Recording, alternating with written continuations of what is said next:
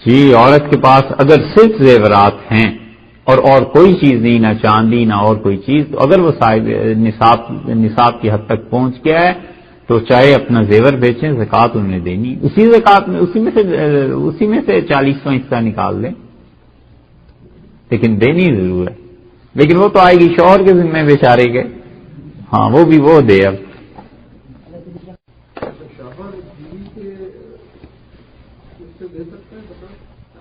بیوی کے اکاؤنٹ سے پیسے نکلوا کے، ہاں نکالنے دیں گی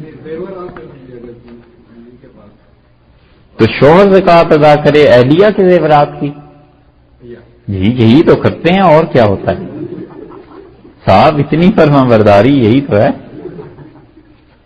اس کی دو صورتیں بن جاتی ہیں، شوہر صاحب کبھی خود دے دیں تو بہت ہی فرما بردار ہیں، اور کبھی اہلیہ کو دے دیتے ہیں تو اس سے بھی فائدہ ہوتا ہے کہ خوش بھی ہو جاتی ہیں اور چلو پیسہ بھی کسی غریب کو مل گیا، لیکن زکوٰۃ اس صورت میں بھی ادا ہو جائے۔